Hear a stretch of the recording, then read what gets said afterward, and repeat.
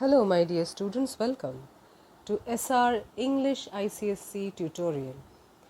Today I am going to explain you line by line ICSE poem class 10 Haunted House by H.W. Longfellow.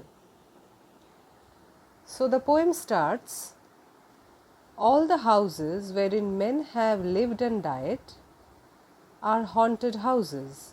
Through the open doors the harmless phantoms on their errands glide, with feet that make no sound upon the floors. All the houses where men lived and died. So, people who have been living in the house for many years and have died are haunted house. Now, here people who have died, they have left the earth. Their body is buried or cremated, but their souls, they still live in the house as family members. That is why it is called haunted house. Through the open doors, the doors are open, they come and go, and harmless phantoms, as they are family members only, they are the souls of the family members. That is why they have been described as harmless. They live in their own world. They live separately. They don't disturb the family members, neither they scare them or they frighten them or they disturb or interfere in their lives in any ways. Here the poet wants to show that this poem, though it is named Haunted House, it has nothing to do with scary ghosts. Here the poet has mentioned about ghosts and phantoms, but they are neither scary nor harmful, neither frightening. They are only the souls of family members who have been living in the same house, they have expired, but their souls are still with the family members. And they on their errands glide, they do their own work, and with the feet they are moving here and there, but they don't make any sound on the floor. Their movement is absolutely soundless. Now the second stanza, we meet them at the doorway, on the stair, along the passages they come and go, impalpable impressions on the air, a sense of something moving to and fro. So the poet in the second stanza says that we meet them on the doorway, on the stairs, along the passages of the house, they silently move, but impalpable impression. They cannot be noticed, you cannot see them, you cannot touch them, you cannot talk to them, you cannot even hear them. Nothing. That is why impalpable impressions. That is, cannot be heard, cannot be touched, cannot be seen. On the air, a sense of something moving to and fro. Only you can get a sense, you can get a feel that something is moving here and there through the air. That much you can feel, that's it. Now in the third stanza he says, there are more guests at the table than the hosts invited. The illuminated hall is thronged with quiet, inoffensive ghosts and silent as the pictures on the wall. Who are the guests? The ghosts, the souls or the spirits, and the hosts are the family members. So they are also sitting with the family members on the dining table, but they cannot be seen, so they are guests. And in the illuminated hall, the halls are full of light, is thronged. Thronged means crowded with quite inoffensive, harmless ghosts, as silent, and they silently sit in the hall with their family members, and this silence or their silence is compared just with the silence of any picture on the wall. A picture is something which we see, but they don't talk. So the ghosts are, though they sit in the table with the family members, but they are silent and compared to any picture on the wall. Now the next stanza. The stranger at my fireside cannot see the forms I see, nor hear the sounds I hear, but he perceives what is, while unto me all that has been is visible and clear. In this stanza, the poet gives us an idea that the narrator here is also a ghost. That is why he can see the forms and the sound of the ghost moving around. And who is here stranger? A living being. Because this stranger does not belong to their world, that is why he has been called a stranger. Or another way also we can interpret that the narrator has memory of spirits. That is why he is so keen or so close to spirits. Two explanations can be there. Either he himself is a spirit, so he can see other spirits, and the living person who has been addressed as stranger cannot see or hear like him. But he perceives, he is the stranger, he can perceive, he can feel that something is moving around, but he cannot see nor hear the sounds like the narrator. And all that has been is clear, visible and clear to the narrator. Now the next stanza. We have no title deeds or to house or lands, owners and occupants of earlier dates, from graves forgotten stretch their dusty hands and hold in mortmain still their old estates. So here the poet says that the spirits don't have any title deeds. Title deeds here mean documents, papers of properties to house or lands. Why? Once they were the owners and occupants of those houses of earlier dates when they were living. At that time the property were on their names. The documents and or the deeds of possession were in their name. But after their death, from graves forgotten, they have been dead and they have been forgotten. But they have not forgotten their family, their house, their property. So that is why they stretch their dusty hand because they have been buried. And hold in mortmain. Hold in mortmain means the property that has got transferred from the dead person to the next generation. So still their old estates. They have not forgotten anything. Though the papers are now not in their name because they are no more alive, they have gone to their next generation, but still they claim or still they want that or still they want to possess that claim on their old estate, that means their property. Now the next stanza. The spirit world around this world of sense floats like an atmosphere and everywhere wafts through these earthly mists and vapor dens a vital breath of more ethereal air. The spirit world refers to the world of ghost or the world of dead. Around means surrounds. The spirit world surrounds the world of sense, the world of living, the world of living people, this earth.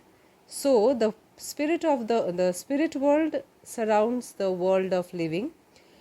It is like floating. They float as if they float like an atmosphere. As the earth is surrounded by atmosphere, similarly the spirit world also looks like this atmosphere surrounding the earth.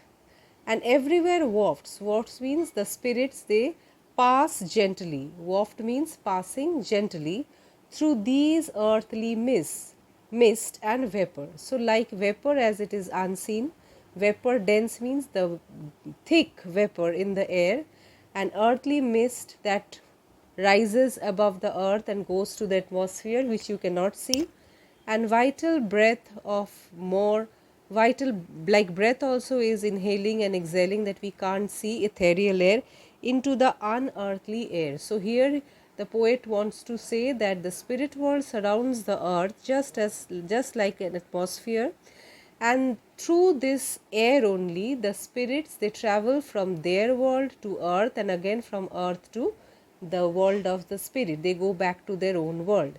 And how they travel? They travel in the form of mists and vapor and breath, as if breath. That is why they can't be seen. Now next page.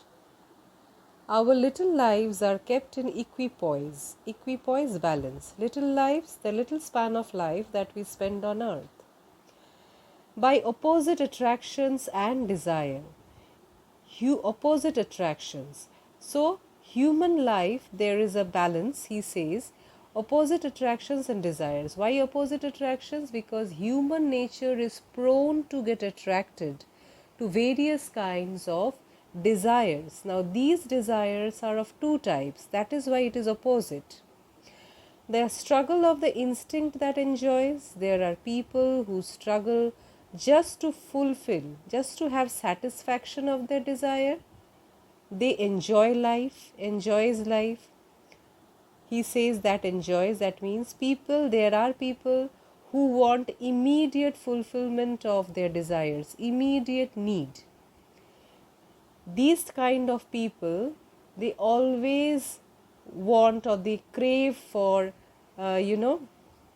luxury, comfort, wealth, monetary pleasure, these kind of things, and they want these things just to enjoy life. Another kind of people, and the more noble instinct refers to that aspires, and there are people who desire noble instinct and they aspire means they rise high in life, and noble instinct means they want their upliftment of their soul. They want betterment, to better themselves, to learn new things, to keep their moral values. They struggle just for their own betterment. And those kind of people, they rise high in life. This stanza, the perturbations, this perpetual jar of earthly wants and aspirations high, come from the influence of an unseen star, an undiscovered planet in the sky. So here the poet says about perturbations. The perturbations refers to disturbances, disruptions or unease within our lives. So our mind is, and this perpetual jar, perpetual means continuous, that goes on and on, unending. So our mind is full of conflict where there are a lot of perturbations, and these perturbations are of earthly wants and aspirations high. What are earthly wants? Earthly wants are material desire. The earthly wants refers to the comfort and our the comfort or the want of desire, wanting more and more. We are not satisfied with little things that we get, and the conflict is between this earthly want and aspirations high. Aspirations high refers to our pursuits of higher ideals, our moral values, spiritual fulfillment, knowledge, creativity. And according to the poet, he thinks that this comes from the influence of unseen star and undiscovered planet in our sky. These are the factors that influence our this perturbations. They are responsible for our perturbations. Now the next stanza. As the moon from some dark gate of cloud throws over the sea a floating bridge of light, across whose trembling planks our fancies crowd into the realm of mysteries and night. In this stanza, the poet has personified moon, who comes out from the dark gate of cloud, and she throws the sea a floating, she creates over the sea, from the sky down to the sea, a floating bridge of light. And across those trembling planks, and this bridge has planks, but they are trembling. Why they are trembling? Because they are made of light. The planks are made of light, so the planks are trembling. And what is traveling through that bridge? All our fancies, all our imaginations, our desires, our cravings, into the realms of mystery and night. so that comes down and goes up through that floating bridge of light is our fancies into the realms of mystery and night. Realms of mystery and night, that is venturing. Venturing involved, that is mysterious and unknown. Most of our desires are unknown. So those kind of desires are referred to as mystery and night. Now the last stanza of the poem. So from the world of spirits that descends, a bridge of light connecting it with this refers to earth. Over those unsteady floor that sway and bends, wander our thoughts above the dark abyss. So the poet is saying that the bridge, that is bridge of light, that is created by moon, is actually touching the earth. And through that bridge, or along that bridge, travels the spirits. They descend from the world of spirits into this earth. Of those unsteady floor, as I told you, unsteady because the bridge is made of light, that sways and bends, that moves this side and that side, wander our thoughts above the dark abyss. Abyss is cave. So through that bridge, or using that bridge, our aspirations, our desire, which are above material world, they travel to the dark caves, caves of mystery. Our thoughts, they rise above, and these thoughts are not material thoughts. These are not thoughts of pleasure, for wealth or comfort. These are thoughts which are, as it is said, aspirations high. These are our high aspirations that travel into the unknown. That is referred to as dark abyss. Hope this poem is clear, and if anything is there is still any doubt, you can write me in the comment box. And if you find this video helpful, please share with your friends. And if you like my explanation, don't forget to like and subscribe my channel. Thank you, and meet you in the next video. Bye.